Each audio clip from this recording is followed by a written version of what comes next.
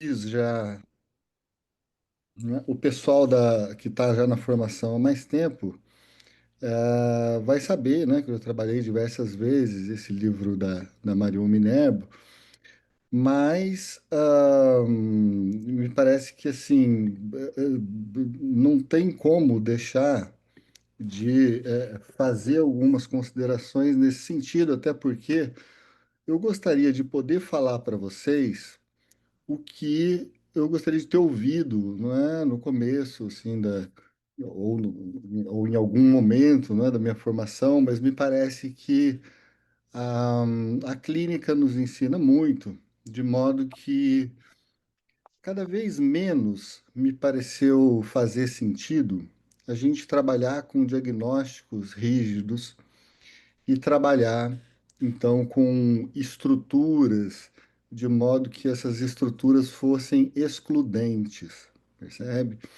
Então, quando a gente, por exemplo, estuda as estruturas clínicas, né, e aí divide entre neurose, psicose e perversão, bom, de certa maneira a gente cria para a gente algumas formas possíveis do sofrimento psíquico e de organização psíquica. A questão é que me parece que essas formas elas não existem nunca de uma maneira pura, tá? Então, agora ligou o ar-condicionado aqui em cima. Vocês estão me ouvindo? Porque para mim faz um certo barulho. É? Então, veja só. Me parece que aqui a gente vai falar que Deus e sua obra, né? Porque a gente está falando de psicopatologia, enfim, qualquer possibilidade de organização. Então, eu gostaria de tentar fazer uma diferenciação muito básica que serve para o nosso manejo, né? Então, eu gostaria, em primeiro lugar, sem pedir, né? Porque eu não sei, eu acho que talvez pela minha timidez, quando eu participo de uma aula, eu não gosto de pedir para vocês assim, se apresentarem e tudo mais, tem bastante gente, né? Tomaria todo o encontro, mas eu gostaria de saber o seguinte: muita gente aqui ainda não atende? Vocês podem fazer um tipo de manifestação? Certo, contei três, quatro, perfeito, cinco. Ok, tá. Bom, dos que eu vi, né? Então, assim, a maioria atende, muitos não, então eu vou colocar as coisas de modo que vá servir tanto para uns quanto para outros, tá? O importante, gente, em primeiro lugar, veja, ah, quando a gente fala em estruturas, a estrutura parece que ela ou é uma ou é outra. Então, ou bem o sujeito é neurótico, ou bem o sujeito é psicótico, ou bem o sujeito é perverso, tá? Essa é uma espécie de organização que ela é complicada, porque leva a gente a situações, assim, eu já ouvi, por exemplo, de colegas falando, eu passei 13 anos ouvindo o sujeito como se ele fosse um neurótico obsessivo, e aí ele teve um surto e eu vi que, no fundo, ele sempre tinha sido psicótico. Poxa, mas 13 anos para você conseguir descobrir alguma coisa. Parece que tem alguma coisa errada aí, não é? Ou seja, que tipo de clínica que a gente faz que a gente leva 13 anos para fazer um diagnóstico? Então, talvez a ideia seja a gente não se basear tanto por diagnósticos, mas por dois tipos básicos de funcionamento.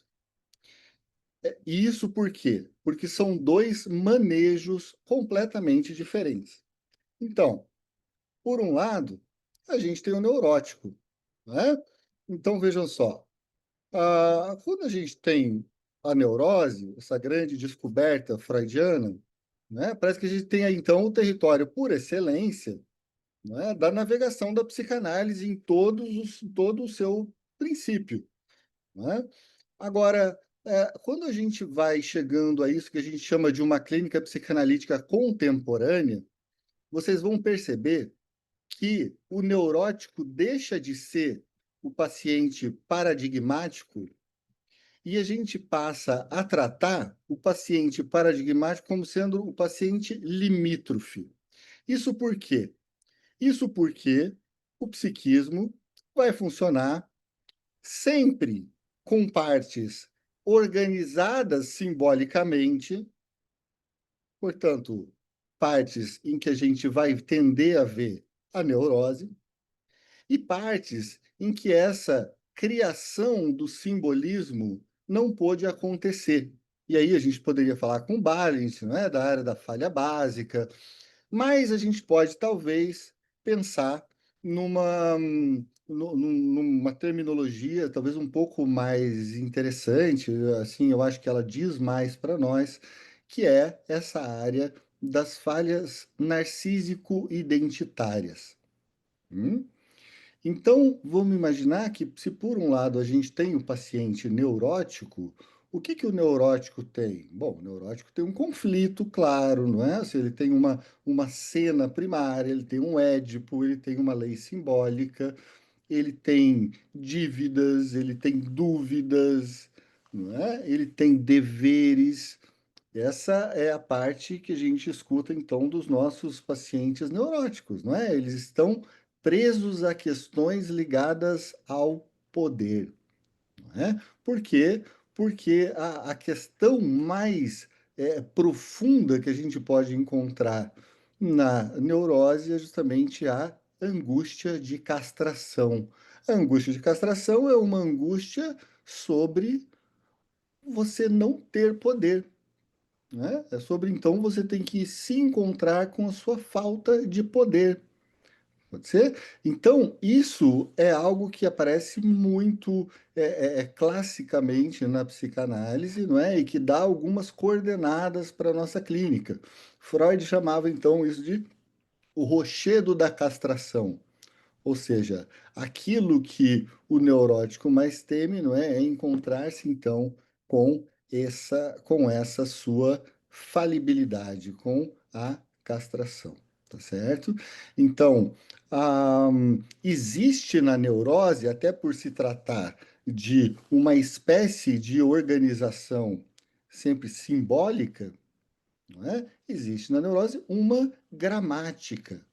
Então, dentro dessa gramática, a gente vai perceber que existem alguns conflitos, como, por exemplo, eu gostaria de ser autônomo, mas também eu gostaria de servir a lei da minha mãe, não é? Eu gostaria de desejar, mas ao mesmo tempo também eu queria fazer o oposto, que era me manter quieto, não é? Assim, porque se eu mostrar meu desejo, vai acontecer alguma coisa muito ruim. Ou seja, na neurose existem sempre contradições, não é? nessa fantasia do sujeito, percebe? Então, eu não quero perder assim, muito tempo hoje falando sobre a neurose, até porque a gente vai falar detalhadamente sobre cada neurose, suas fantasias típicas, enfim, mas eu gostaria de trazer para vocês a ideia de que, poxa, e quando não há essa matriz simbólica constitutiva do eu? Porque como é que surge a matriz simbólica, gente? Como é que a gente vai ficando neurotiquinho? Como é que a gente vai criando o nosso eu? Vocês já pararam para pensar que se não fosse a criação do nosso eu, não teria por que a gente se denominar assim como neuróticos ou encontrar um paciente neurótico? Por quê? Porque o eu, não é? O eu é um grande sintoma. O eu é uma grande organização daquilo que é, não é? Assim, aliás, daquilo que são as nossas pulsões, não é? E a nossa pulsão, a gente precisa vê-la como o Freud nos explica, né? Como Drang, que é a força, essa força constante. Essa força constante, ela precisa encontrar lugares por onde escoar. E esses lugares que o corpo, não é, vai demandar, e isso vai ter então um representante psíquico. Esse representante psíquico, ele vai poder ser dividido em duas partes, né? Que eu vou desenvolver melhor na aula de amanhã sobre a pulsão. Mas você vai ter então uma parte ligada à energia, não é? Ou seja, a força dessa pulsão, e você vai ter também um, um elemento de representação, ou seja, um signo, não é? Ou um significante, se vocês quiserem pensar com o Lacan, tá bem? Então, a ideia é que essa força, não é essa questão do soma, não é, vai então tomar alguns caminhos que são os caminhos que são possibilitados pela nossa fantasia. E como é que a gente cria a nossa fantasia? Bom, de certa forma, a gente não cria. A fantasia vai sendo criada em nós a partir das nossas possibilidades e impossibilidades no mundo. Desde muito cedo a gente vai entendendo, não é, que esse princípio do prazer, não é, pelo qual o nosso psiquismo a princípio é regido, precisa se dobrar a algo que seria, não é, o que a gente chama de princípio de realidade, não é? Mas qual que é o problema? O problema é que muitas vezes no caminho disso algumas coisas ficam faltando. Porque para você poder se dobrar ao princípio de realidade, você precisa, em primeiro lugar, ter uma organização suficientemente formada para que você entenda que existe um dentro e um fora, não é? Ou seja, tem o que tem no eu e tem o que tem fora do eu. Portanto, eu consigo diferenciar aquilo que é uma pressão externa a mim daquilo que é uma coisa que é interna a mim, sabe? Então, tudo bem, não estou falando nenhuma novidade. Mas o que que acontece? Muitas vezes, essa matriz simbólica que permite a formação do nosso eu, ela não é bem constituída, porque para que ela seja bem constituída, a gente vai precisar ter uma certa confiança no ambiente, e a gente pode então ir criando um envelopamento do nosso psiquismo. Ou seja, para eu poder distinguir o dentro e o fora, que é uma das primeiras categorias que a gente cria, né? Ou seja, ou está dentro ou está fora, não é? Isso demora um tempinho para que a gente vá criando, mas a gente só cria porque algumas formas nos vão sendo dadas pelo cuidado do ambiente. Então, eu gosto de usar a seguinte imagem, para vocês entenderem do que eu estou falando. Então, imagine que a forma é uma coisa até anterior ao significante, percebe? Então, por exemplo, para que possa existir o frio, não basta que a temperatura esteja baixa e o bebê esteja exposto. É preciso existir um não frio, ou seja, o colo quentinho da mãe, que dá uma forma para aquele sofrimento que é o frio. Percebe? Essa forma posteriormente vai ser nomeada. Mas nesse momento não é um momento de nomeação, é o momento da criação de uma unidade diferencial, ou seja, existe isso e existe o não isso. Percebem? Então, existe o passar frio e existe o colinho da mãe. Portanto, o colinho da mãe, ele é interessante no primeiro momento, porque ele vai criando. Deixa eu ativar o mudo aqui, pessoal. Tá bom. O colinho da mãe vai criando, então, um contraponto para esse desamparo total que a gente nasce, não é? Tudo bem, sei que eu estou falando coisas que possivelmente vocês já escutaram muitas vezes, mas é para fazer a seguinte linha de raciocínio. Vejam só, imagine então que o que falte não seja a nomeação, ah, isso é frio.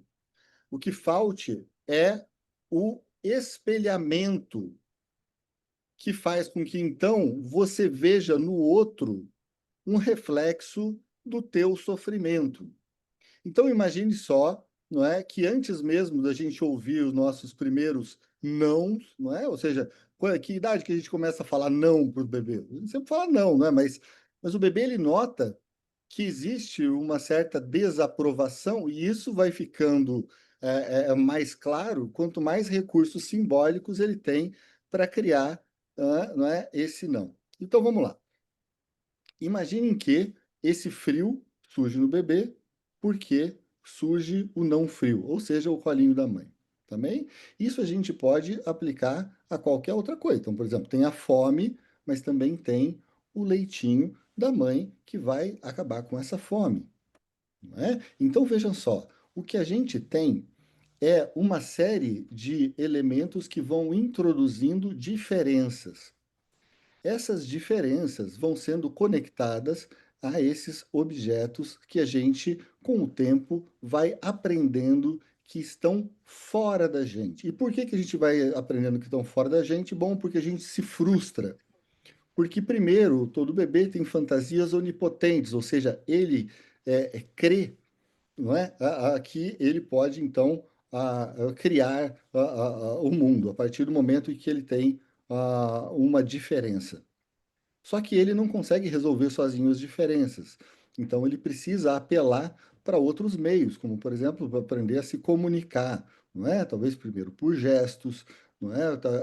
Depois por alguns balbucios, e aí então, com o tempo, ele vai constituindo essa organização simbólica que busca fazer o quê?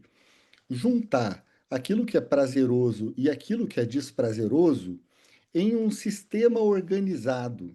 Como é que a gente chama esse sistema organizado entre o que é prazeroso e o que é desprazeroso? A gente chama isso de eu, percebe? Então, o eu, ele é a nossa primeira pele, não é? Isso que a gente vai chamar de pele psíquica. Ele vai criar um certo envelopamento que divide o dentro do fora, né? Então a gente vai começar a notar que certas coisas a gente precisa que venha do fora, e quando a gente precisa que venha do fora, a gente precisa então se dobrar a isso que a gente chama de princípio de realidade. Então, o princípio do prazer, na verdade, se desdobra no princípio de realidade, não porque o princípio de realidade seja abrir mão do princípio do prazer, mas porque através do princípio do prazer eu consigo então coisas, né? Através do princípio de realidade, eu consigo coisas que o meu princípio do prazer, né, que é primário, faria, né, com que eu tentasse encontrar. Tá bem? Então veja só. A questão é que essa matriz simbólica de que é o que eu estou falando para vocês, que é um sistema de organização entre o que é prazeroso e o que é desprazeroso, que a gente está chamando aqui de eu, não é? Bom, isso tem uma série de problemas na sua possibilidade de constituição. Vamos imaginar que, por uma série de fatores, eu não consiga constituir um eu bem, bem organizado, né? Então, o que que vai acontecer? Quando eu sinto alguma coisa, eu não sei se essa coisa é parte minha ou se essa coisa vem de fora. Então, o meu envelopamento psíquico fica prejudicado, de modo que toda afecção ela fica confusa, percebe? A afecção ela não é uma coisa que eu digo, bom, então algo me afetou e isso me provocou X ou Y. Não, eu fico, simplesmente eu sinto, eu sou tomado por uma sensação, eu sou sentido. Tá? Então, o problema é que a gente precisa imaginar o nosso psiquismo como partes que conseguiram ficar integradas nesse sistema simbólico e que, portanto, mesmo não sendo conscientes, conseguem criar cadeias de representação que nos levam ao eu, ou nós vamos ter partes que simplesmente são clivadas, ou seja, cortadas. Essas partes que vão então ser partes de puro afeto. E essa parte de puro afeto ela é uma parte extremamente angustiante. Por quê? Porque onde eu sinto puro afeto e não organizo no eu não sou. Eu simplesmente sofro. Percebe? Então, como eu estava dizendo para vocês, o sofrimento neurótico é um sofrimento entre duas possibilidades do eu em termos de poder, certo? Então, os conflitos vão ser dados no eu, não é? Vão ser dados no nosso psiquismo, de maneira inconsciente ou não, mas através então de questões que são simbolicamente opostas. Por exemplo, nesse par de oposto que eu estava falando, como autonomia, não é? Ou dependência. Ou seja, eu bem gostaria que alguém cuidasse de mim, mas também gostaria de uma autonomia. Eu queria sair de casa com os amiguinhos, mas também queria ficar agarrado na perna da mãe. Bom, isso vai gerar, não é, uma série de conflitos que, quando bem simbolizados, a gente vai chamar de conflitos neuróticos. Pois bem, a questão é que, muitas vezes, os conflitos neuróticos não chegam a ser formados porque essas partes que são informes, e por que informes? Porque elas não receberam esse primeiro contato com o ambiente, que foi um contato que permitiu a simbolização, né? Então, eu não consegui traduzir o que aconteceu no mundo em representantes psíquicos.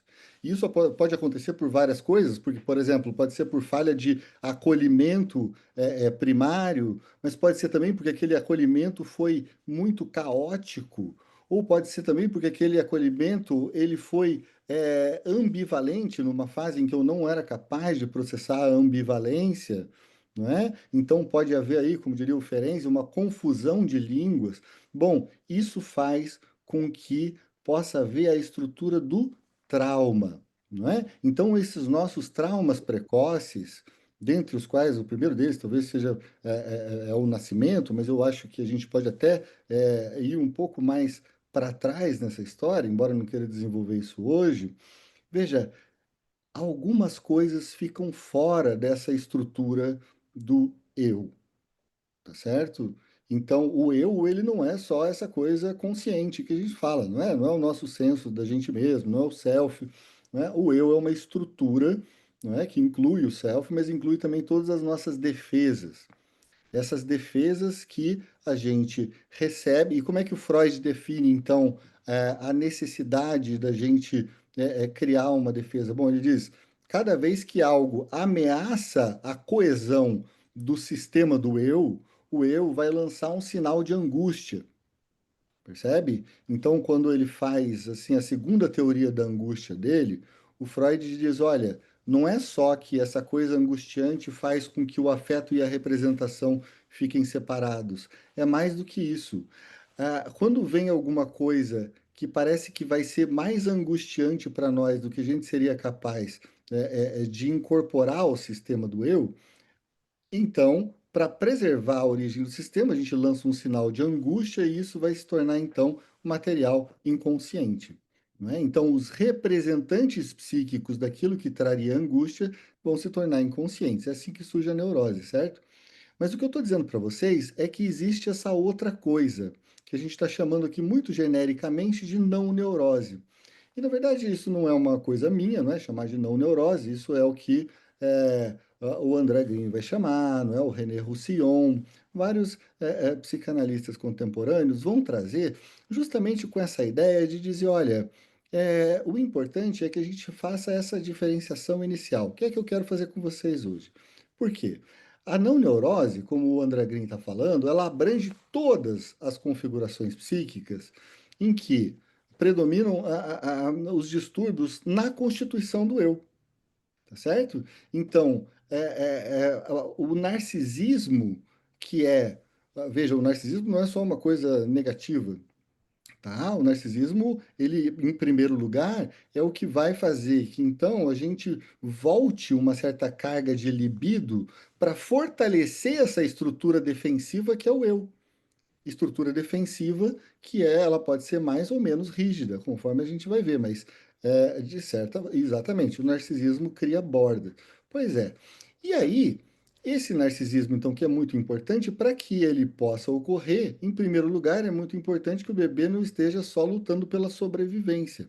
Ele vai precisar sentir, não é, que o ambiente é suficientemente seguro para que ele possa fazer alguns testes, né? Testes. Então, esses testes que ele vai fazer através, por exemplo, do brincar.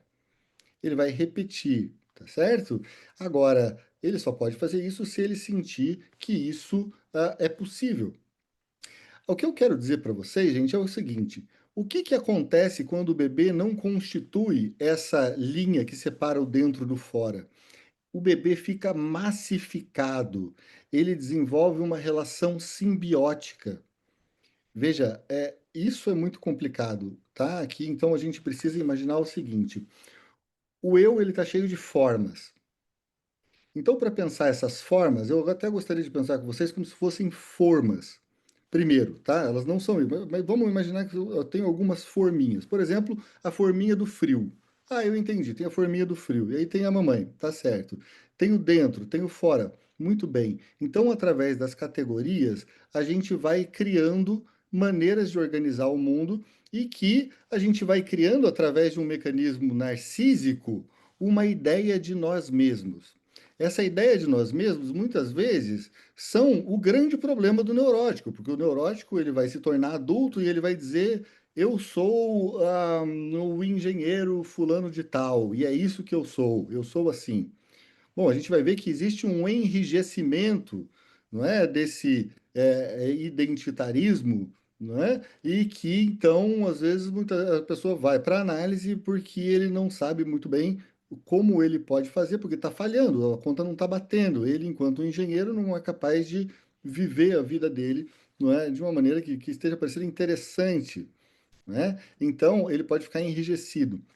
Mas, por outro lado, tem a completa falta de forma, que é aquilo que eu não tenho a menor ideia do que eu sou.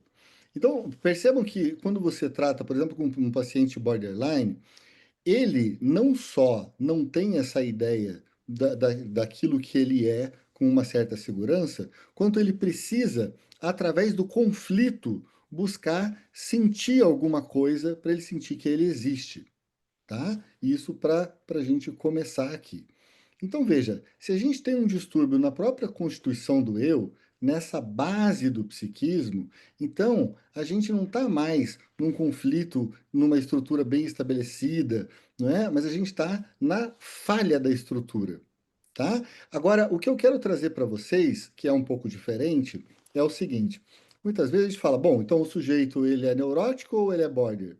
Bom, o border ele já está falando que ele é limítrofe, portanto, algo de neurótico ele tem. O problema é que ele não se segura na neurose o tempo todo, não é? Ele vai ter justamente a possibilidade de cair para algum limite do inominável, certo? Alguma estrutura, alguma falta de estrutura que justamente vai levar para o pré-verbal e então ali é um lugar de puro sofrimento, não é? Então veja, eu queria trazer para vocês hoje uma coisa que é o seguinte. O Byung-Chul Han, eu não sei se vocês conhecem esse autor coreano, não é? Que eu acho bem interessante. Ele escreve um livro que chama Psicopolítica. Eu acho que ele dá uma chave de leitura que é interessante nesse caso aqui, que é o seguinte: a gente vivia, não é? A gente sai de uma sociedade que o Foucault vai denominar como uma sociedade disciplinar. Não é? Então, essa sociedade ela nos impunha regras de fora, que nossa questão era cumprir as regras, não é? Tinha, então, proibições, confinamentos, não é? E, em algum momento, a gente vai, de certa maneira, fazer uma mudança essencial nesse tipo de sociedade e a gente vai chegar numa sociedade que ela é mais pautada pelo desempenho, não é? Então, o sujeito do desempenho, ele não é mais esse sujeito submisso da neurose clássica, não é? Esse sujeito da obediência, não. Hoje a gente pensa que, bom, a gente não é tão submisso, mas o problema é que a nossa liberdade e a nossa possibilidade nos causa um outro tipo de prisão. É aquela prisão que é a seguinte: o sujeito chega no consultório e ele não está mais lá muito preocupado porque ele não pode transar com X ou Y, porque a sociedade o proíbe. Ele chega preocupado porque simplesmente ele está exausto. Ele está exausto porque o que se exige dele é que ele faça mais e mais. E ele faça mais o quê? Que é trabalhar na fábrica? Não, ele precisa se inventar, inclusive identitariamente. Percebe? O sujeito que chega hoje, ele precisa criar algo novo para ele ser, porque ele precisa, além de tudo, ser autêntico e, além de tudo, ele precisa ser extremamente bem-sucedido naquilo que. Então, essas coisas que não se tinha antes, vamos imaginar nessa sociedade que o Freud desenvolve a psicanálise. A ideia era, olha, você nasceu isso, então, por exemplo, você é fazedor de sapato, você vai fazer sapato, e, bom, isso já não é mais uma preocupação. Aqui essa preocupação é você não pode pisar muito fora da linha. A nossa preocupação, pelo contrário, é: poxa, você está na linha, então deve ter alguma coisa errada. Você deveria estar buscando uma coisa a mais. Você deveria estar encontrando uma forma autêntica e criativa de ser. E é verdade, as pessoas deveriam realmente estar buscando uma forma autêntica e criativa. O problema é que o capitalismo já nos fornece uma série de injunções. Não é que no sentido, bom, o Lacan tem essa ideia de que o superego anterior falava você não pode, não é? Enquanto que o superego contemporâneo fala goze, não é? Então, só que agora, além desse goze, é o seguinte, bom, você precisa buscar criar quem você é. Ou seja, isso é para nós uma certa desestabilização identitária, percebem? Então, aquilo que a gente deveria ter como garantido para poder ter o nosso conflito neurótico em paz, de certa maneira, é desestabilizado por uma sociedade que faz com que a gente precise estar se reinventando, percebe? Então, isso, de certa maneira, nos leva para um outro tipo de sofrimento, né? É um sofrimento que, ah, ao invés da submissão à lei, não é? A lei do pai, não é? A gente tem outras coisas esquisitas, que são, por exemplo, a lei do algoritmo, não é? Então, a liberdade de poder, né, vai dizer o Byung-Chul Han, né, produz até mais coações do que o poder disciplinar, percebe? Então, qual que é essa coação? Como eu estava dizendo, a coação da performance, da otimização, da felicidade obrigatória, ou seja, você precisa ser feliz. Pô, você está no mundo, você precisa ser feliz.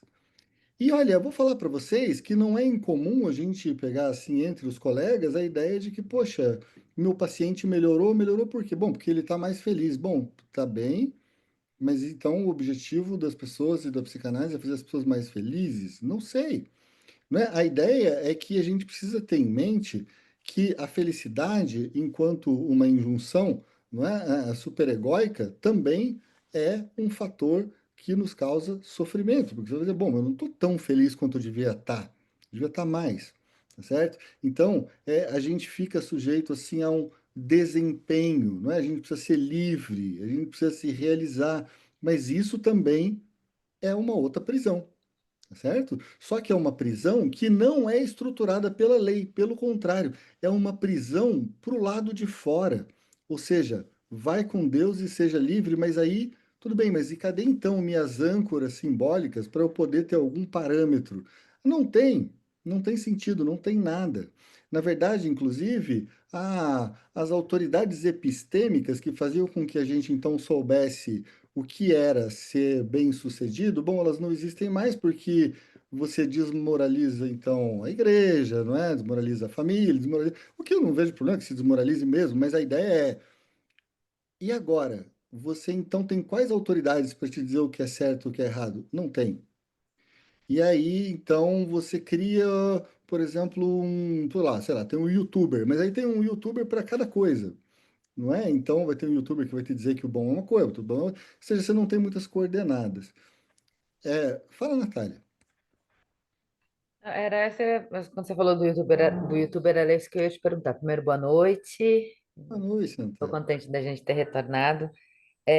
Não existem outras autoridades epistêmicas ou o algoritmo, os influencers passam a tentar ocupar esse papel de autoridades epistêmicas? As bolhas, enfim, Uhum. essas novos líderes de massa. Ótimo. Então, é isso mesmo. A questão é que a autoridade epistêmica anterior, e a gente pode imaginar isso, não é? O Peter Sloterdijk, ele traz uma ideia que eu gosto muito, que ele fala assim, olha, antigamente a gente vivia em esferas, não é? Ele tem uma trilogia que chama Esferas, justamente. Então, a grande esfera da Igreja Católica. Bom, não tinha muito o que ter dúvida. Tá lá, então o padre vai te falar o que que é para fazer e o que não é para fazer. Agora, o que ele fala é: a gente não vive dentro de uma grande esfera da Igreja Católica, a gente vive entre bolhas, que a gente vê mais como espumas, percebe? É como se a nossa existência fosse de uma espuma a outra. Então você entra num canal que te diz uma coisa, no outro que vai te dizer outra, mas em geral vai ser formada uma bolha epistêmica, mas uma bolha muito frágil, porque não é uma bolha de consenso. Então o tempo inteiro a gente tem que se haver com o real batendo na porta. Por exemplo, você pode gostar de quem você quiser, inclusive fazer uma massificação com algum grupo político, por exemplo, mas em algum momento, e que não vai demorar muito, aquelas certezas todas que você tinha no momento, ela não existe mais no momento seguinte. E se não existe mais no momento seguinte, isso não quer dizer só que você estava errado sobre o mundo. Quer dizer que você não sabe mais quem você é. Então, eu gostaria que vocês pensassem nisso, por exemplo, nesses fenômenos políticos da atualidade, como as pessoas se aferram a essas massificações, que, aliás, o Freud vai descrever lindamente no Psicologia das Massas, mostrando como esses movimentos identificatórios servem justamente para a gente viver de uma forma simbiótica em pseudo-bolhas epistêmicas. Então, o que que a gente tem numa bolha dessa aí? Bom, você tem, primeiro, uma figura paterna poderosa, né? Ou seja, eu não posso gozar, mas tem essa figura que pode, portanto, não é aquela velha história de gozar com o pau dos outros. No final das contas, esse líder, não é que é o grande, poderoso, ele sim vai poder por mim, e aí eu tenho um certo resto de gozo com isso, não é? E ao mesmo tempo ele me diz quem eu sou. Bom, eu sou, por exemplo, um patriota, não é? Então eu me identifico com o patriotismo, com a bandeira nacional, com as coisas. Pode ser, não é? Então a gente poderia ver isso de várias outras formas. E para não ficar só nessa ideia de crítica política, vamos imaginar como os movimentos identitários funcionam também. Que muitas vezes o movimento identitário diz: olha, você é isso. Não é? Porque existe toda uma luta identitária que busca trazer raízes históricas, mas de alguma forma, como você não tem muitos contrapontos, porque justamente, Natália, se formam essas bolhas e que você então não tem muitos acessos ao exterior da bolha, então você acaba ficando seguro demais de quem você tá certo? Então esse seguro demais de quem você é muito falso, porque no final das contas, quando a gente percebe que a gente está muito seguro de quem a gente é porque no final das contas a gente abre esse lugar, aliás, a gente fecha esse lugar que era para estar aberto, que era de uma subjetividade em constante transformação, e a nossa plasticidade dá lugar a uma forma, a uma forma. Qual que é o problema da forma? O problema da forma é que no momento em que ela é retirada, a massinha resseca. Não é isso? Eu vou falar melhor disso. A massinha resseca. Então, o que que acontece é que, quando você retira a forma, a matéria plástica que estava lá dentro, ela não pode se manter interessante.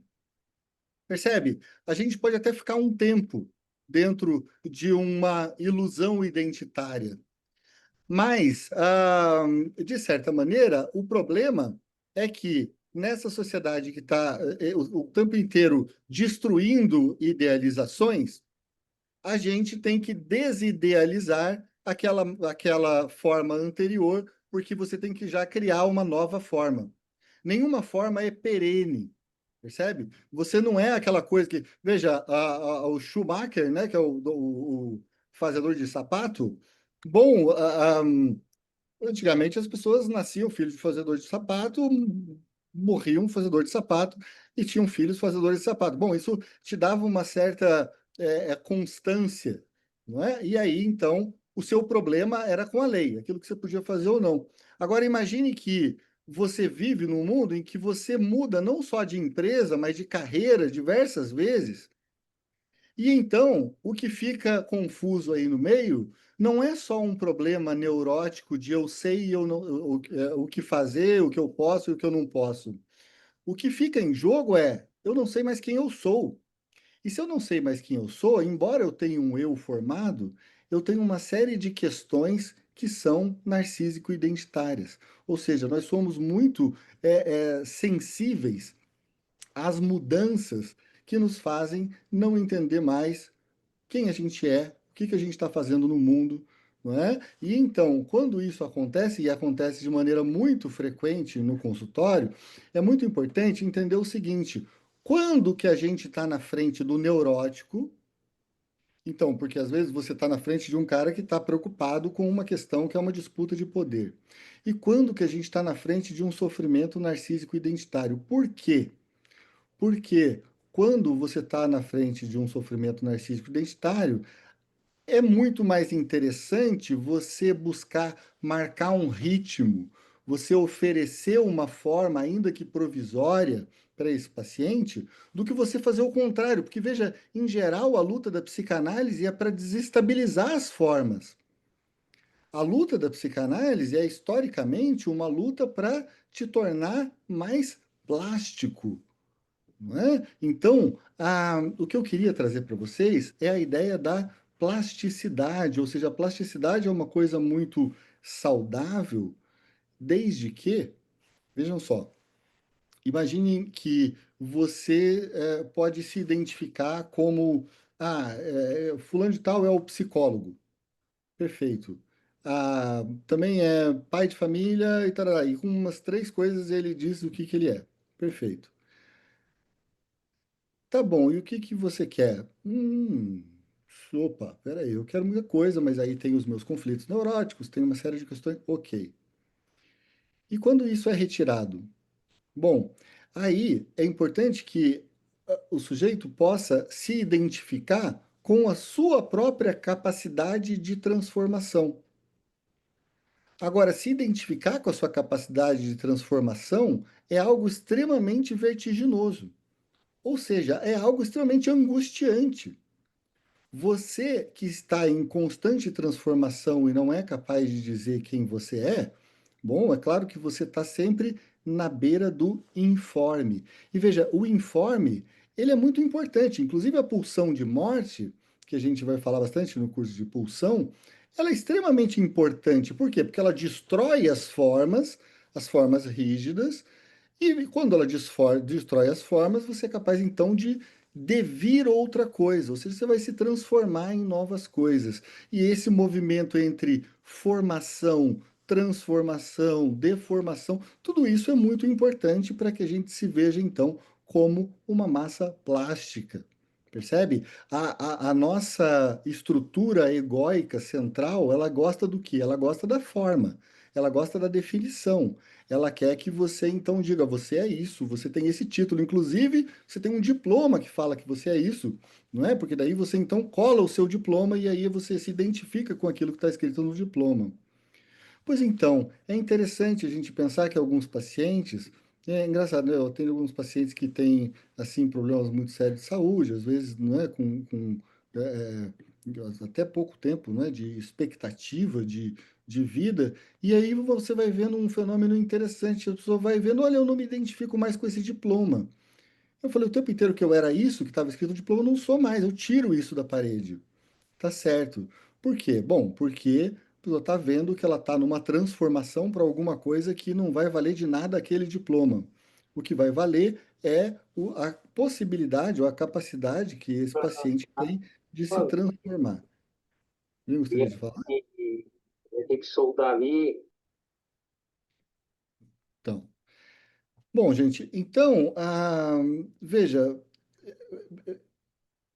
o que que tem aparecido demais no consultório e que daí já não tem mais muito a ver com a neurose, tem mais a ver com essa questão contemporânea que eu estou trazendo? Bom, quando a gente vê assim, fala, bom, a depressão é o mal do século, tá certo? O que mais te fala? Que, bom, aparece muita gente assim com burnout, aparecem adolescentes então que se cortam, aparecem cada vez mais casos de adicções, aparece então uma série de sofrimentos que não tem a ver com uma disputa de poder, mas tem a ver com uma necessidade de preencher um vazio absoluto, nem que seja através da dor. Porque veja, a dor muitas vezes organiza o nosso psiquismo, não é? De modo que você se sente que, bom, se dói, pelo menos eu sou real. E esse sentimento de irrealidade, não é? Ou de desrealização. Bom, é um sentimento muito comum em tempos de sofrimentos narcísico-identitários. Agora, veja, só não façam uma confusão, porque veja, o sofrimento narcísico-identitário, embora possa surgir lá de trás, não é? Quando a gente está criando a estrutura do nosso eu, e vão ter pessoas que são mais ou menos flexíveis nessa sua possibilidade de reconformação do seu próprio eu.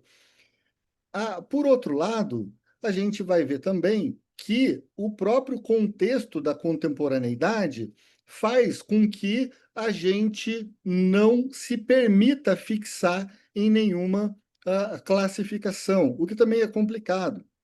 Vejam só, a gente, não sei se tem muito aqui gente como é que é? Geração Z, não é? Geração Z, não estou vendo ninguém. Tem aí, ó, Vitor Hugo. Bom, então temos um representante, né? Então, naturalmente, nós não vamos falar mal, mas a gente pode pensar, o que que tem de diferente na geração Z do que teria, por exemplo, nessas gerações anteriores? Por que que existe uma certa dificuldade diferente, não é, em lidar, por exemplo, com a frustração, né? O que que acontece aí? Bom, parece que a frustração coloca em jogo não só o poder e não poder, coloca em jogo a identidade, percebe? Porque se você é aquilo que deveria estar podendo fazer todas as coisas do mundo e se realizar, e se você quiser, você vai ser astronauta ou youtuber ou qualquer coisa nesse sentido, no momento em que você sofre uma pequena castração, a mensagem não é a mesma mensagem que era ouvida pelas outras gerações, que era você não pode. A mensagem é você não é o que você imaginava. Portanto, se você ouve que você não é o que você imaginava, você precisa se reorganizar. Então, eu sou o quê? Então, o sofrimento é um sofrimento diferente. É um sofrimento não de não poder, mas de não ser. Percebem? Então, essa é uma coisa interessante para a gente pensar na nossa clínica, sobretudo nossas clínicas com adolescentes, tá certo? Mas a ideia aí é ver o que está em jogo, é a incapacidade de fazer algo, não é? Ou seja, um sofrimento neurótico típico. Eu gostaria muito de namorar com a fulana de tal. Mas então por que que você não vai falar com ela? Porque ela vai me fazer passar vergonha, e vai me humilhar, e vai. Tá? É, é um problema de poder que está em jogo. E aí a gente fica pensando, bom, mas então qual que é o caráter do risco para quem não tem muitas diretrizes? Bom, se eu me arriscar e a pessoa me disser que não, então eu não tenho nenhum valor, eu não tô, eu enfim, não sei o que fazer com isso. Eu deixo de ser quem eu idealizei, percebe? Então, a maneira de lidar com a queda nas idealizações é uma maneira também diferente, de geração em geração, percebe? Fala, Amanda. Eu acho que o complicado também quando a gente fala dessas novas gerações, assim, pensando em adolescentes e coisas assim, é porque a gente não só, eu falo a gente, né? Eles não só criam essa autoimagem desse jeito, mas como a internet acaba reforçando essa imagem. Então, quando você é retirado desse lugar, você não é só retirado pela própria percepção. A repetição da internet te lembra isso constantemente. Então é um sofrimento que não acontece só dentro da própria cabeça deles.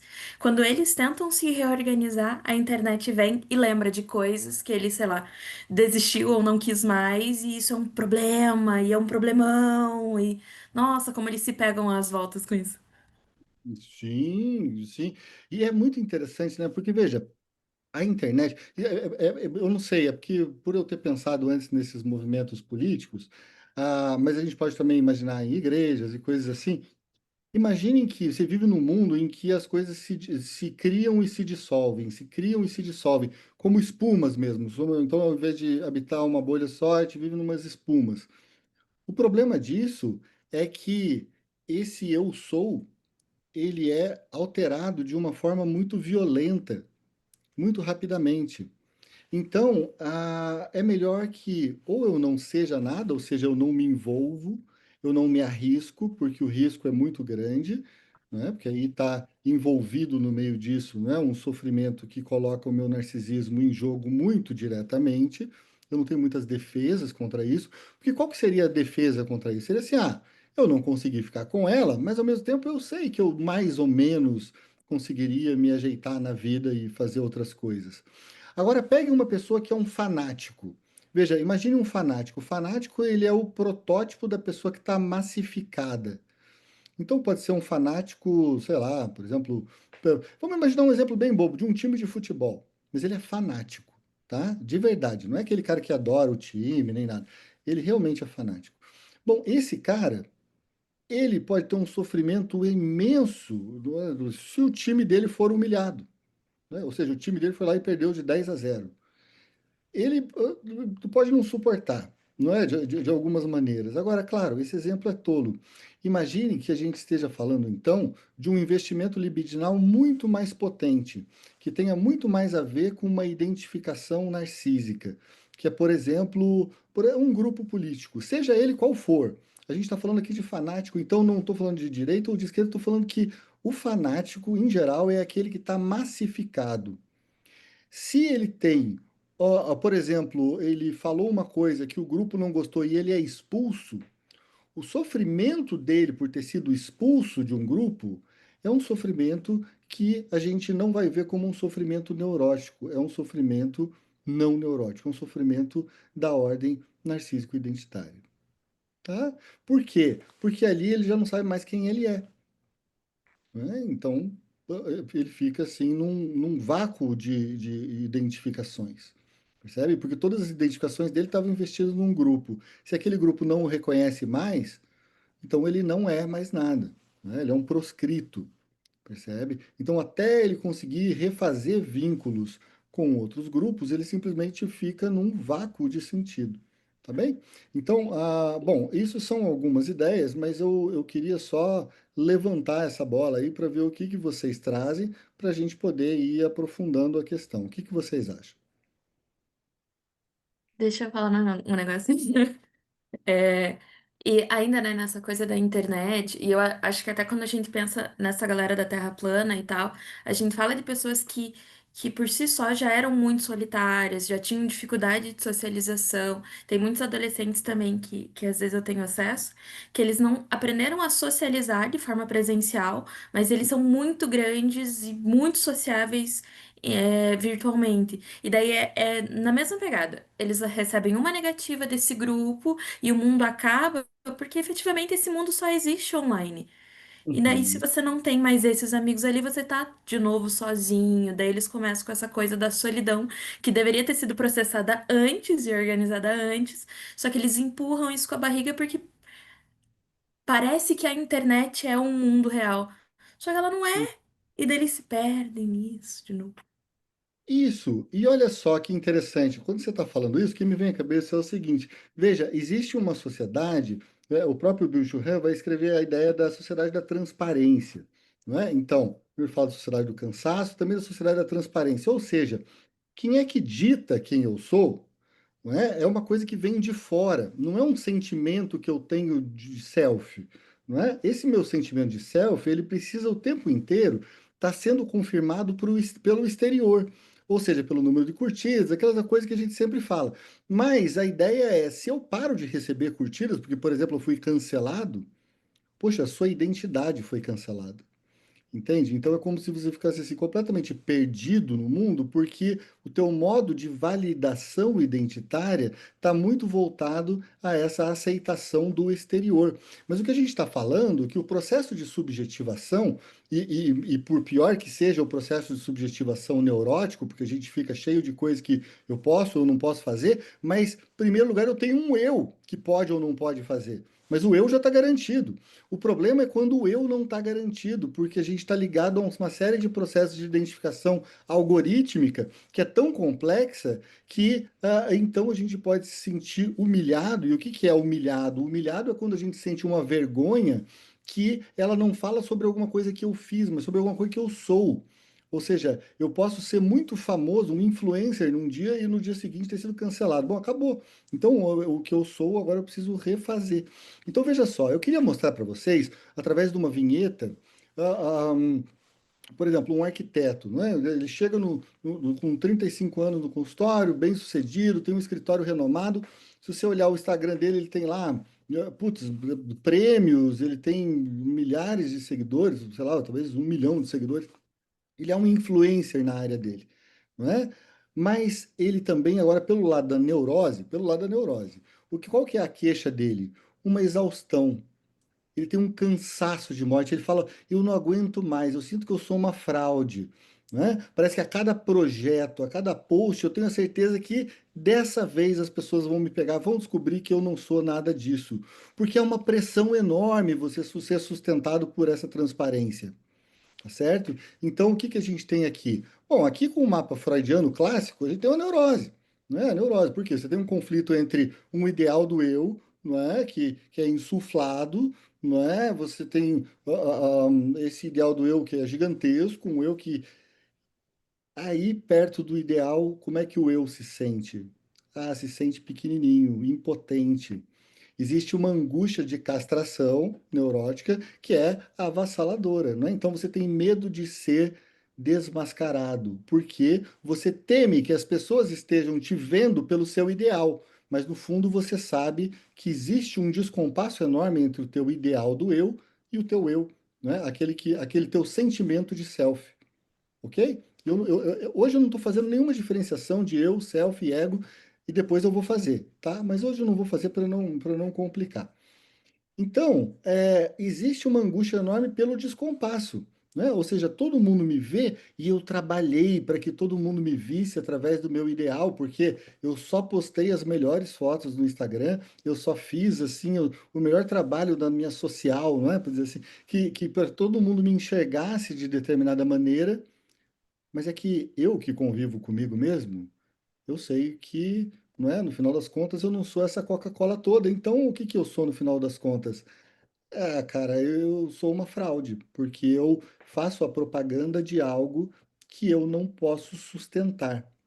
E essa dificuldade de sustentação me faz neuroticamente sentir que eu sou muito pequeno perto desse ideal que eu estou ah, tentando levantar, não é? Então veja só, ele vai falar para a gente sobre procrastinação, não é? Ele vai falar que ele não consegue então terminar mais outros projetos, ele vai falar que tem um tormento enorme para entregar cada coisa. É um sintoma clássico dessa dinâmica, não é? Então tem uma diferença entre o ideal do eu e o eu, não é? Então existe uma inibição que protege o confronto com o seu ideal. Ou seja, eu não faço mais uma coisa porque senão eles vão descobrir minha fraude, portanto eu me retiro de cena ao perceber que eu criei um descompasso muito grande entre a minha imagem e quem eu me sinto, ok? Porque essa minha imagem, ela tenta reproduzir o quê? Meu ideal, né?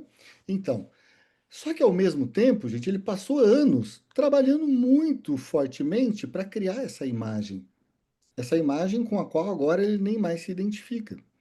Então ele está preso, não é, cheio de culpa, numa armadilha neurótica. Mas veja só, se a gente ficar só nessa esfera de interpretação, que é a clássica nossa na psicanálise, a gente perderia o seguinte: o som do nosso tempo. Então, o que a Paula Sibilha, o Bill Churran, os autores que eu acho muito interessantes trazem é que o palco desse conflito muda, né? Então, você tem um superego dele que não é mais essa voz internalizada do pai, é um superego algorítmico, né? Então, o número de curtidas, a pressão por ser criativo, por lançar um novo post interessante, para ser inovador, para ser feliz, 24 horas por dia, para comer nos melhores restaurantes, para fazer as melhores viagens, ou seja, é, esse tipo de cobrança superegóica, que era diferente de, olha, você não pode transar com essas pessoas, bom, agora então é diferente, não é? Ele te leva a uma exaustão por uma outra questão, pela questão de que a produção de si mesmo como um espetáculo, a produção de si mesmo como uma grande,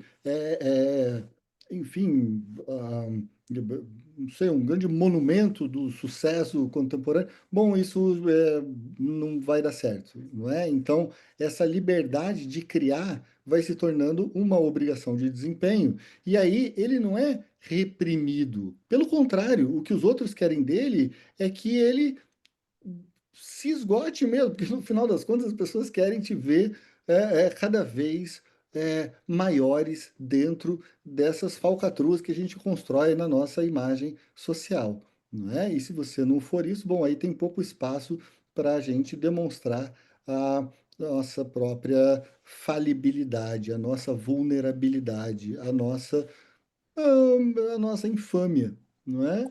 Então, muitas vezes o trabalho da psicanálise, assim como sempre foi, é nos fazer conviver melhor com a nossa infâmia, não é? Com a nossa pequenez, com a nossa, enfim, com as nossas castrações. Mas por outro lado, veja, cada vez é mais difícil da gente se haver com a nossa falibilidade, porque a gente tem uma tirania muito sorridente, não é? Bem neoliberal, capitalista e tudo mais, que quer o quê? Bom, que quer o excesso, não é? Então, essa neurose que adoece não mais pelo interdito, mas pelo imperativo, seja você mesmo. Mas seja o melhor de você mesmo e mostra para todo mundo, ou seja, ainda seja transparente, não é? Ou seja, esse espaço do segredo, esse espaço interno, bom, é quase como isso eu não tivesse como ter, não é? Porque eu só sou aquilo que eu mostro, portanto, se eu não mostrar, eu não valido a minha identidade, se eu não validar a minha identidade, então eu me sinto não existente. Então, eu vou passar aqui para a Cláudia e depois para o Lauro. Então, Eduardo, aí a gente não volta lá, por exemplo, numa interdição primordial do você não pode não performar? Uhum. Sim. Na verdade, Você não então, pode não performar. Assim, eu acho que eu fico pensando é, que tem a interdição ali do superego. Você não pode não performar.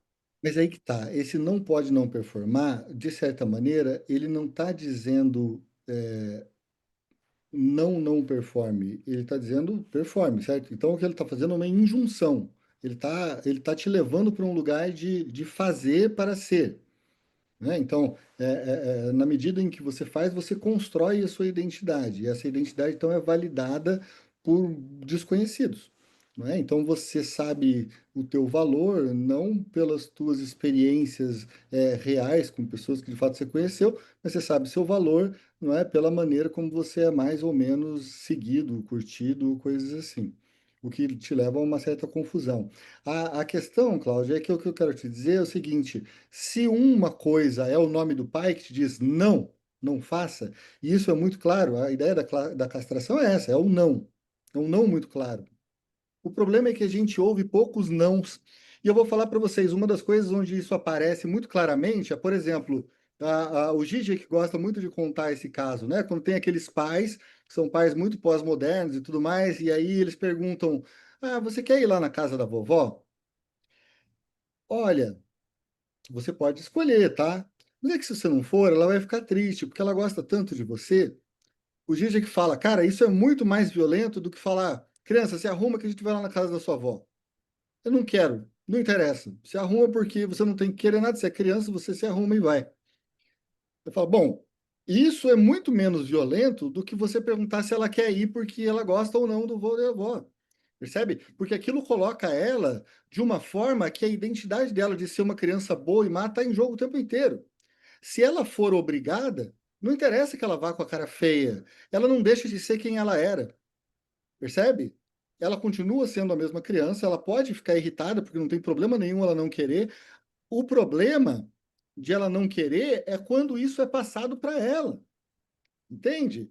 Então, você não quer fazer uma coisinha assim para fulano? Gente, atrás dessa vozinha, o que tem no final das contas é uma puta de uma sacanagem. Entende? Então, algum não, alguma castração é extremamente organizadora para o psiquismo. Porque você sabe, tá, mas não fui eu que escolhi, eu vou, mas eu vou contrariado. Mas eu sou eu sei, tá? Agora a questão é, puta, velho, agora se eu falar que não, eu vou ser mal.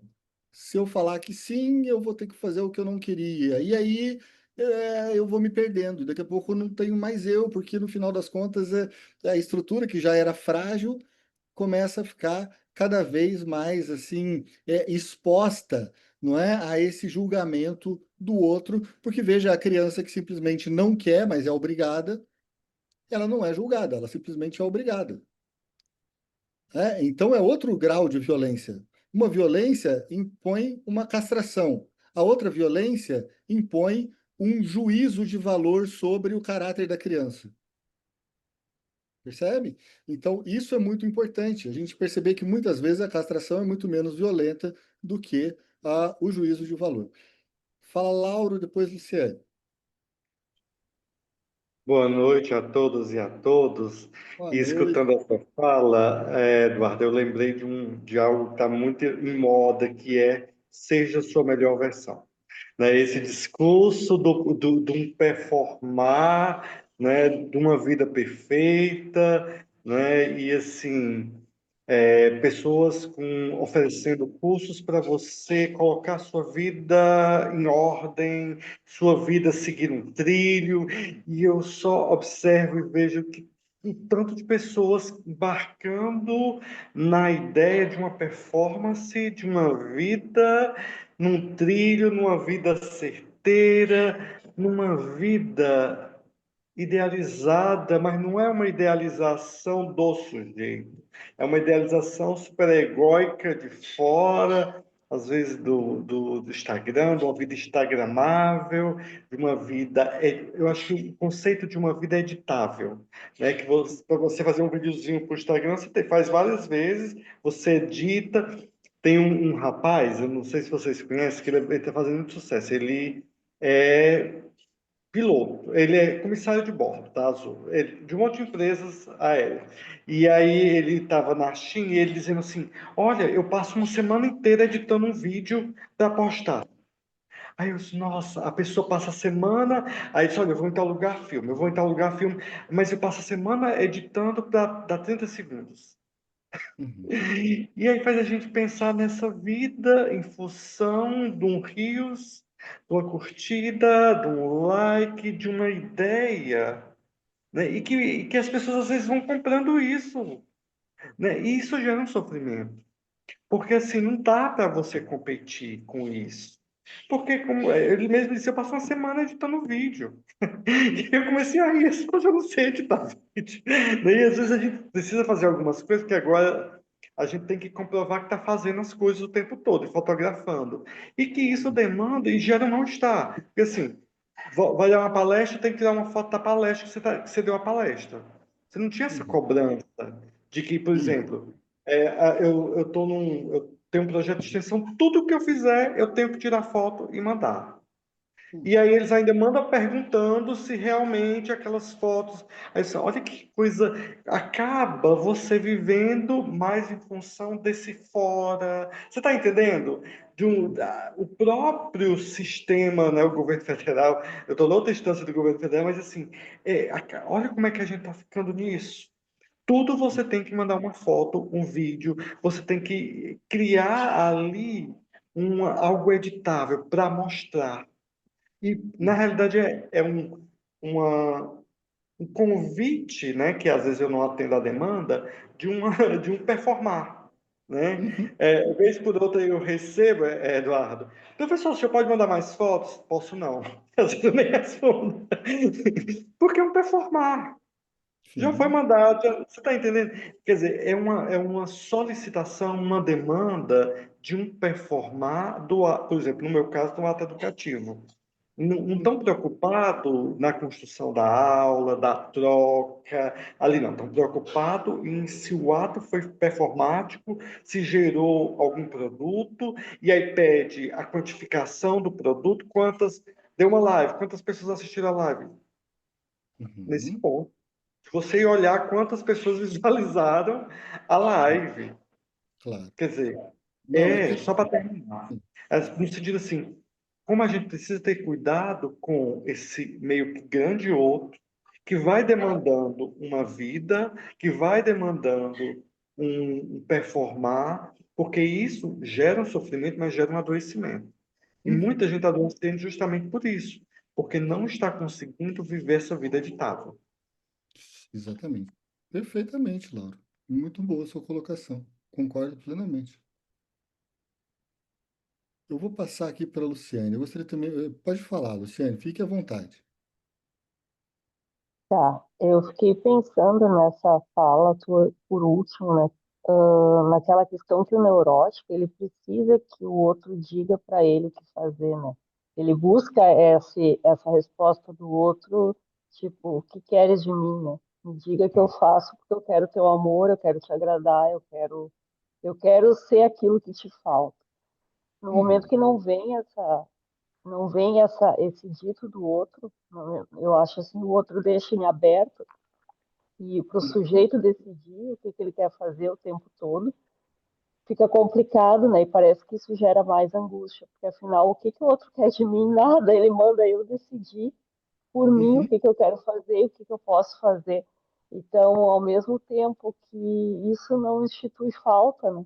Porque também eu tenho tudo que eu quero, eu que decido, eu que faço, e o outro começa a me suprir por coisas e coisas e coisas sem que eu tenha que fazer nada por isso ao mesmo tempo, né? Exatamente. Só Fiquei que tem. pensando nisso, assim. É muito interessante. E olha, veja só, disso que você está falando, bom, então por um lado parece que te passam todas as decisões, mas aí tem o encontro com a realidade, que é, por exemplo, aí vamos dizer que essa pessoa, que ela decide quem ela é, o que ela faz, ela se apaixona. E aí, bom, aí ela encontra o outro, mas o outro de verdade. O outro que não era aquele outro algorítmico que dava alguma validação para ela. Ela encontra uma pessoa de carne e osso que eu falo, não, não estou interessado. Eu falo, pô, mas como é que você não está interessado? Porque qual que é a regra do jogo? O que que faz? Então, é claro que isso é uma coisa muito parcial, porque no final das contas existem também, não é, meios de validação que são tão histéricas quanto eram antes, que são tão neurótico-obsessivos quanto eram antes, que são fóbicas e que aparecem o tempo inteiro. Mas o que eu quero dizer é que a gente observa cada vez mais um certo tempero dessa questão narcísico-identitária na clínica. Isso não porque, enfim, as pessoas nascem com assim meio deficiências na sua possibilidade de constituição do eu, mas porque a própria maneira de você tratar a concepção de uma subjetividade de um bebê que está surgindo e você o tempo inteiro o bebê não tem que tomar, né, enfim, nenhum não, não é bom. Isso vai ser complicado porque isso coloca nele uma responsabilidade de autopoiese que ele não pode ter nesse momento, percebe? Então, é muito importante que em algum momento ele seja investido, não é? Seja beijado, de, você é a coisa mais linda do mundo, da mamãe, nananana, e que em algum momento também ele vá sofrendo suas frustrações e sendo dito, não, isso não, isso, aquilo não. Então, porque aí aquilo faz com que ele entenda mais ou menos quais são os limites. E veja, a ideia é que a gente vive num mundo cheio de patologias do limite, percebe? A gente não sabe muito o que fazer frente ao informe. E o informe é justamente aquilo que a gente encontra quando se aproxima de um abismo, não é? São, assim, o informe, por um lado, ele é extremamente importante porque ele faz com que as nossas estruturas, as nossas formas anteriores sejam destruídas, mas o problema é quando a gente não tem tempo de criar uma forma para depois se desiludir, depois criar uma outra e se desiludir. Me parece que aí então a gente não tem uma certa consistência para poder ter essa plasticidade. Porque veja, a gente precisa fazer lutos quando a gente sai de uma forma identitária para outra. Não é? Eu, por exemplo, eu tinha um emprego público que puta, eu odiava, mas mesmo assim, para eu sair dele e ir para a clínica psicanalítica, eu acho que eu preciso fazer um luto, entende? Porque eu mudei quem eu era, não é? No final das contas, eu tinha toda uma posição social que depois eu mudei. Bom, leva um certo tempo, a gente precisa se acomodar, se adaptar. Então, quando isso é rápido demais, a gente não tem tempo de fazer os nossos lutos e, de certa forma, a gente fica perdido. Né? Então, com quem a gente se identifica? É sempre uma ferida narcísica que está por trás de tudo isso. Não é? Então, algumas feridas narcísicas a gente não consegue elaborar. né? Então, isso são problemas que a gente vê muito constantemente na clínica, né? Ou seja, não é mais aquele cara que a gente está falando, poxa, ele viveu a vida inteira fazendo um negócio, daí se aposentou, então ele tá fazendo o luto dessa aposentadoria como se ele tivesse morrido alguém. Porque, de fato, morreu alguém, morreu ele, trabalhador daquele negócio. Mas não, vamos imaginar que ele nem pôde se fixar em uma identidade, porque ele não era isso, entende? Ele nunca era aquilo, ele sempre era uma coisa em mutação. Então, bom, mas é que eu não estou querendo ficar só nisso, gente. Eu queria até finalizar fazendo o seguinte: olha, eu sei que não é disso que a gente está falando exatamente, quando a gente está falando de sofrimento não neurótico, porque aqui a gente ainda está muito no campo da neurose. Agora, imagine uma outra lógica. Imagine que agora, não é, como o André Green vai propor para a gente não tem esse não, mas a gente tem uma outra lógica. Então, se o neurótico ele tem um conflito, né, ele tem essa cisão interna que produz o sintoma como um corpo estranho dentro de si, o sujeito não neurótico é diferente. Veja, ele tem uma falha fundamental, ele tem uma falha, né, uma fratura na constituição do eu, como eu estou falando. Não é? Então, aqui, o sofrimento não é aquele sofrimento da culpa edípica. Não é assim, eu queria algo e não posso porque eu sou fraco. Não é? Então, se eu conseguir fazer isso, alguém vai me retaliar, então eu vou me sentir culpado. Não, porque quando a gente está falando de dever, dívida, dúvida, essas coisas neuróticas, isso é um lado da coisa. Mas aqui a gente está falando de uma angústia que não é a angústia da castração, não é? Porque a angústia da castração é o medo da gente perder uma coisa que a gente tem. Por exemplo, uma certa identidade. A gente pode ter uma ferida, porque a gente pensou que era uma coisa e diz, você não era. Poxa, tudo bem, ferida narcisista, mas de certa maneira, aqui a gente está falando de uma angústia de aniquilamento. Exatamente, Bruna, você não tem um centro gravitacional, que é justamente o centro gravitacional do eu. E por que você não tem? Você não tem porque isso não pôde se formar. E aí o que você tem é um pavor do despedaçamento, você tem um pavor de deixar de existir. Você tem uma coisa aqui que é uma diferença abissal com a neurose, percebe? Então veja, se o neurótico ele sofre com esse mundo desse jeito, também se produz muito sofrimento pelo seguinte: ah, como é que ele se situa no mundo? Como é que ele se lida com o desejo que é proibido? Para o neurótico é de um jeito. Agora, para o sujeito não neurótico, o mundo é instável. Essa coisa dos pais que eu falei que não fornecem uma estabilidade de dizer é assim ou é assado. Não, então o que você tem aqui é um pai, uma mãe ou um ambiente que não dá diretrizes, não é? Então, ou as diretrizes são confusas, são contraditórias. Então a lei não se inscreve da mesma forma.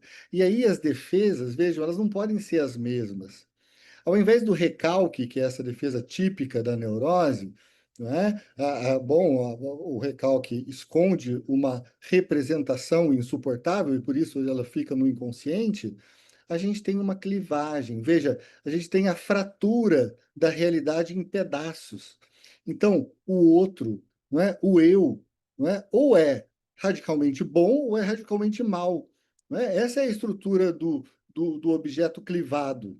Percebe? A gente vê isso na questão da posição esquizoparanoide, na Melanie Klein, mas a ideia é justamente, você não pode fazer uma integração desse objeto que é ambivalente, é bom e é mal, não é? Então, o que você tem é a formação dessas personalidades, assim, limítrofes, mais no sentido do borderline mesmo, né? Ou seja, ou eu só vejo o bom ou só o mal, mas eu não consigo ver no mesmo objeto. Eu posso até ver no mesmo objeto, mas em momentos diferentes. Então você começa a ver que em alguns sofrimentos o que você tem são atuações. Por que uma atuação? Bom, porque na medida em que eu não consigo me expressar verbalmente, eu não consigo dizer, bom, eu faço. Então você faz o quê, por exemplo? Você entra numa briga no meio da madrugada. Isso é uma passagem ao ato. Isso é uma incapacidade de simbolização que justamente te leva, não é, para uma expressão violenta não é? Do teu sofrimento através, por exemplo, disso. Né? Ou o cara, puta, ele vai cheirar pó, não é? Todo dia, porque no final das contas ele precisa preencher esse vazio de ele não ser alguém com seus sofrimentos neurológicos. Existe um vazio primordial. Ou a pessoa vai fazer compras compulsivamente, não é? Porque ela precisa também dar um jeito de preencher essa identidade falida. Veja, toda vez que a gente tem um eu falido, a gente tem um vazio, que é um vazio que precisa ser preenchido ah, ou através do conflito, ou através desse ódio que visa aniquilar o objeto, tal como um bebê vai fazer.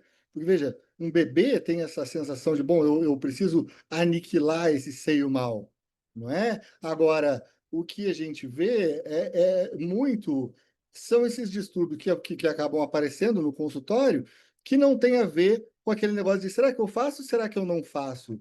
Não, a gente vê, poxa, as pessoas chegando e narrando coisas assim incríveis em termos de passagem ao ato, inclusive no consultório, não é? Então, a pessoa chega e, bom, ela não tem outro meio que não xingar o analista. Não que xingar o analista seja um problema, mas no final das contas, não existiriam outros meios a não ser a agressão, certo? Ou, por exemplo, a pessoa some, não é? O ghosting que se fala, tá bom, o ghosting é uma incapacidade que eu tenho de lidar com a minha ideia de que, olha, eu não quero mais, então eu sumo, não é? Então, é um outro tipo de passagem ao ato, não é?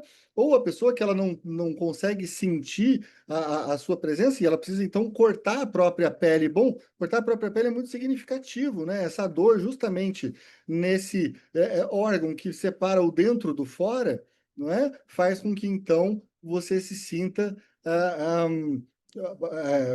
dono de uma membrana que te faz existir como alguém que tem um dentro e um fora, percebe? Então, o problema de não ter ah, um psiquismo dotado, não é, de um investimento narcísico identitário bem formado, é que você, em geral, vai lidar com problemas muito diferentes da neurose. Agora, o que eu queria dizer de mais importante aqui no final é o seguinte: o que que a gente encontra na clínica? E olha, quase vocês todos que atendem, talvez vocês vão perceber isso da mesma forma que eu ou não, mas a gente pode discutir.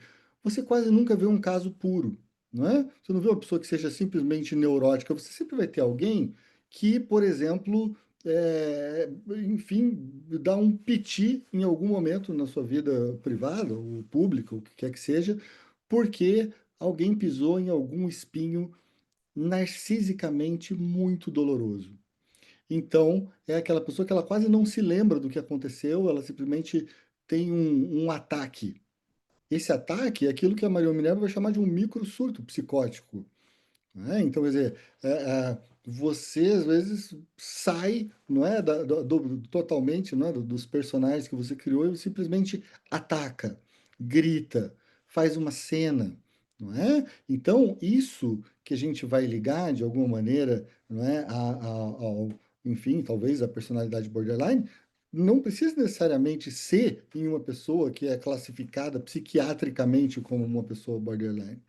E ela vai aparecer em todos nós, no final das contas, não é? Quem nunca teve um ataquezinho, não é? E o que a gente está dizendo é que quando a gente tem um ataquezinho, a gente sai do sofrimento neurótico e passa para esse sofrimento que é narcísico identitário. Só que o sofrimento narcísico identitário ele é tão doloroso que a gente não é capaz, não é, de transformar em nada que seja simbolizável. Ele vem do nosso completo desamparo. Se antes a gente estava falando de castração, agora a gente está falando de uma outra angústia, que é a angústia do desamparo total. E aí a gente pode, então, ou fazer um ataquezinho em público, ou, sei lá, fica viciado em cachaça enfim, todo dia. Alguma coisa precisa ser feita para tamponar a nossa falta, não é, de no final das contas, quem eu sou, tá certo? Então, por que que essas feridas elas aparecem dessa maneira? Bom, para Marion Minebo, ela fala o seguinte: o que a gente tem é que esses nossos núcleos cindidos, esses núcleos que são cortados, bom, esses núcleos que são puro afeto circulante sem representação, eles têm um mínimo de representação que é uma cena básica. Então, aquela cena básica é aquela que diz o seguinte: se não fosse você existir, por exemplo, não é? Então eu seria mais feliz. Vamos dizer que ela tenha isso como algo insuportável e traumático da infância que faz com que ela tenha um núcleo clivado no seu psiquismo. Bom, então o que vai acontecer é que depois, casada, 20, sei lá, 40 anos depois, ela começa a sentir essa mesma sugestão de não sou eu que, é você que faz com que eu me sinta dessa forma. Então, isso é enlouquecedor, nem que seja por alguns instantes. Mas esse enlouquecedor traz, numa pessoa com uma personalidade tipicamente neurótica, traz um núcleo cindido, ou seja, um núcleo que não é recalcado. O que você tem aí é o retorno não do recalcado, mas o retorno do clivado. Percebe? Então, isso é a maneira como a Marion Minerbo traz para a gente. Mas, gente, esse é o nosso primeiro encontro que eu espero enfim, o pessoal que veio pela primeira vez possa ficar, porque a ideia é que a gente passe por cada possibilidade psicopatológica na clínica psicanalítica, trazendo aí também as peculiaridades de cada caso, as fantasias, a maneira que elas se manifestam. Hoje o que eu queria trazer nessa aula inaugural era assim uma maneira de apresentar para vocês, não é, formas diferentes da gente pensar o sofrimento no contemporâneo, tá certo? Naturalmente, voltam as pessoas neuróticas, assim, com coisas muito tipicamente neuróticas que a gente precisa saber lidar. Aparecem também necessidades de a gente aprimorar a nossa técnica para tratar esses sofrimentos narcísicos identitários, de modo que a gente vai poder fazer isso no decorrer dos outros, sei lá, 16 encontros que a gente tem aí pela frente, mas fica então o convite, não é? Para quem veio hoje conhecer e tal, que, enfim, participe aí do curso. Quem quiser, amanhã eu vou fazer então uma aula sobre a pulsão. A aula sobre a pulsão, eu acho que ela é bacana, porque ela também inaugura um projeto diferente, que a gente destrinchar de todas as formas possíveis os conceitos fundamentais da psicanálise. Então, esse semestre eu escolhi a pulsão, porque vai nos levar a várias outras coisas, porque quem estuda pulsão vai ter que acabar caindo na fantasia, vai ter que acabar caindo um pouco no narcisismo, no recalque, ou seja, entender a pulsão, de certa maneira, é assim, me parece um marco, não é? Para você poder entender o funcionamento psíquico através daquilo que o Freud nos propõe, mas através também, e aí essa é a ideia do curso, que a gente estude também a pulsão através do que todos os autores pós-freudianos, assim, que eu gosto, porque é assim, eu vá trazer, não é? Então, para que a gente possa conversar e entender outras formas de entender a psicanálise, tá bem? Então, a gente pode continuar se comunicando lá pelo grupo. Quem veio, bom, amanhã vai ter às 11 horas, então, esse sobre a pulsão. E às 20 horas eu vou falar sobre o susto e a surpresa, tá? De certa maneira, ele continua esse assunto que a gente começou hoje, mas por outros vieses, que eu acho que vocês vão gostar, tá? Tem um salto enorme do susto para a surpresa quando a gente passa aí pela confiança, não é? Pela criatividade, enfim, eu acho que vocês vão gostar. Vocês perceberam que eu não estou falando de nenhum autor de base, assim, por enquanto, embora eu tenha os meus, naturalmente, mas eu gosto de fazer algumas integrações para que isso sirva tanto aí para os nossos coleguinhas lacanianos, quanto os winnicottianos, ferencianos ou ferenzers, enfim, contemplamos a todos aí que querem se dedicar a esse mundo aí da psicanálise, tá bom, gente? Então, um abração para vocês, obrigado aí por terem assistido, muito bacana mesmo vocês terem vindo e a gente se vê, valeu? Escrevam lá. Obrigado. Excelente aula, professor. Obrigado. Obrigada, professor. Um abraço, tchau, tchau.